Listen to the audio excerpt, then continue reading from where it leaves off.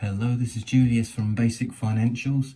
I'm going to try and do a walkthrough for making a claim on your furloughed employees. So this is the coronavirus job retention scheme. Now you'll see that this is white on black. That's just the way I have my computer set up because I don't see very well. So yours might look slightly different, but it basically is all the same, really. Okay, so I've gone into a claim. Now, you need to go through carefully what this is all saying, because it's trying to make sure that you're submitting correctly and not making false claims, and trying to tell you all along the way when you are able to claim, when you can't, and who you can claim for and how much. But I'm going to assume that you've read this and you agree with it, and I'm going to say accept and continue. Okay. Big bold questions at the top. When you start reading on all this stuff, and then scroll down, you'll probably forget what the actual question was. We'll just go to the top and you'll have this main one. Has the employer furloughed any employees? Well, obviously your answer is going to be yes. So we're going to click on yes. I've already done this. So click yes and continue. It's all fairly self-explanatory.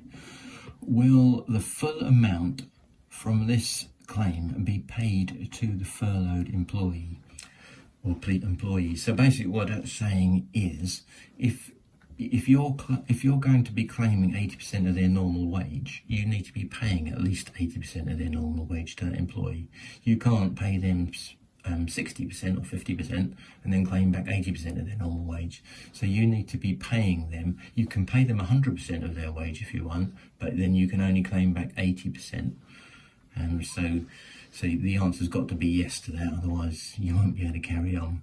So click on yes, continue. Does the employer submit a company tax return? Now in this particular case it's a company, so I would say yes. Now if you say no, it will ask you if you submit a self-assessment tax return, because it'll assume you're not a company then. And then you'll have to give a reference, your self-assessment reference. In this case, I'm going to say yes, because it is a company, so yes you do, and then it will ask me for the corporation tax reference, which I've put one in there.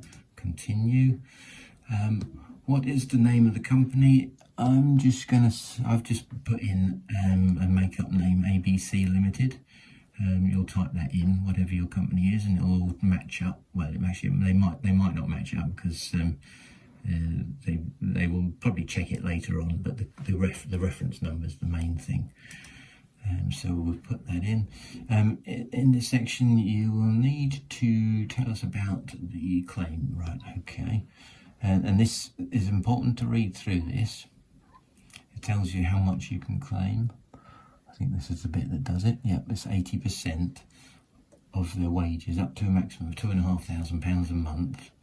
And also you can claim back the employer's national insurance on that wage, and the minimum amount of pension, employer part of the pension contributions if they're on auto-enrolment, or they have to have other pension contributions that you pay.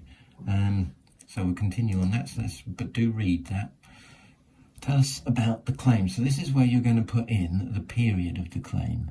Now, let's say all your employees, say they were furloughed on the 1st of April. Now, you could potentially go back to the 1st of March if they were furloughed then. And I'm going to do the claim period up to the 30th of April. Do read this information before, because it tells you the period as well. Now, I'm going to just say for the month of April, and we're not at the end of April yet, but you are allowed to go up to the end of April if you know that your employees are going to be furloughed up to that point. You can't do it for less than 3 weeks, because each employee must be furloughed for a minimum of 3 weeks if they're going to be furloughed. But you can do longer. So you could have done from 1st of March to the 30th of April, for example, if you pay monthly and you want to do cover 2. So I'm going to say continue. I confirm the claim period, so we're just confirming what we've said before, and we're going to say yes, 1st of April to 30th of April, because I'm doing that 1 month. How many employees? Now, I'm just going to say 1, but you would be putting the total number of employees that you had furloughed. I'm just going to say there's one. So, for example, if you're a one-man band company, you're the director and you're the only person, then you've decided you're going to furlough yourself because all your income stopped, which you can do.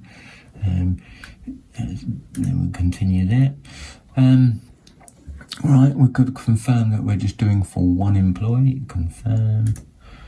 Then you have to put in, this is the amount you're going to claim. So if you've got lots of employees, you're going to be putting in the 80% of all of the, you're going to be putting in the amount that, if you've decided to pay them 80% of their normal wage, then the amount here you'd be putting in would be that total that you paid them. If you've decided to pay them the full amount of their wage to keep it at 100% of what it would normally be, then you're going to be putting in 80% of what that was. So I'm going to, let's just say we're doing 1 month. Let's say this person earns £2,000 a month. £2,000.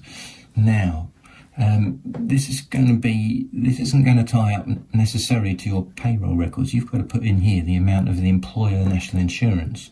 Now, obviously, if you're only paying 80%, if you've paid 100% on your wages, but you're only claiming for 80%, you're only allowed to claim for that 80%.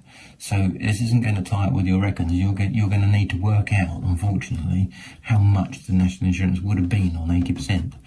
Now, in this particular example, where I'm saying I'm the one-man band and it's a company director, directors are paid slightly differently normally, and also you might have employer's allowance, and so if you've got employer allowance, which is £4,000 a year, by April you won't have paid any national insurance, so you're going to need to be very careful with this part of the claim. So I'm going to say naught because I'm saying it's a one-man director, and I was also going to say I'm not in auto enroll because I'm a one-man band and I've got my own pension scheme and I didn't want to do it. So this is the total, remember, of everybody. So this is going to be the amount of the claim that you're putting in. That plus that plus that. Okay, continue. Okay, check the total claims. As I say, it will add it all up. And that's what you're going to claim. So continue. Now it's going to ask for all of the individual details of each employee. So they're then going to tie that up with your payroll records that you submit each week or each month with your real-time information submission. So if you don't, you need to make sure it's accurate. Otherwise, they're going to come back and not process your claim. So let's just say it's ASX, I think that is. We'll say that's who it is. We'll say a national insurance. Let's just got to put it in the format. I'm just making one up. Say YW. Let's say 1967. Let's see. Hopefully that will let me do it. It needs to be a proper one. I'm going to say you don't need to put in this, but I'm going to say it's employee 1. Continue. Check this employees. Oh right, it did let me do it, so it obviously recognises that as a potential national insurance number. Continue. 1 employee. That's fine. Oh, that's the person's name. Yep, funny name. Continue.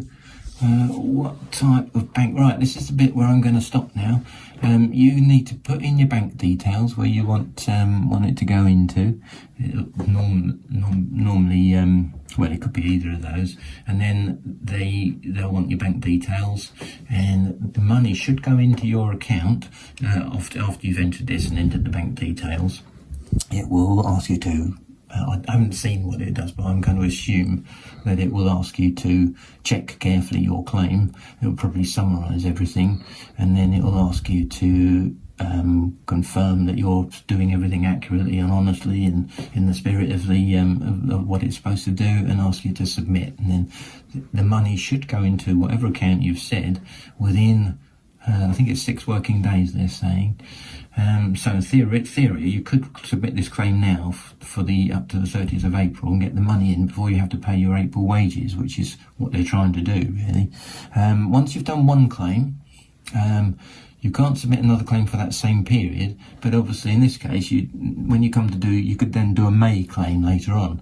So you don't need, this isn't the one and all. You can go back and do some more. And then I think at the moment they've said you can furlough up to the 30th of June. So potentially you could have claims from March, April, May and June at the moment. Anyway, I'm going to leave it at that. I hope that helps. Good luck with your claims, and as I always say when I'm talking about these things, make sure you do not submit false, dishonest or anything that's dubious or things that are against the spirit of what's going on. You don't want to be taking advantage of what's happening at the moment. So please abide by that. Thanks for listening. If you've got any questions or comments, please put them in the box below as usual.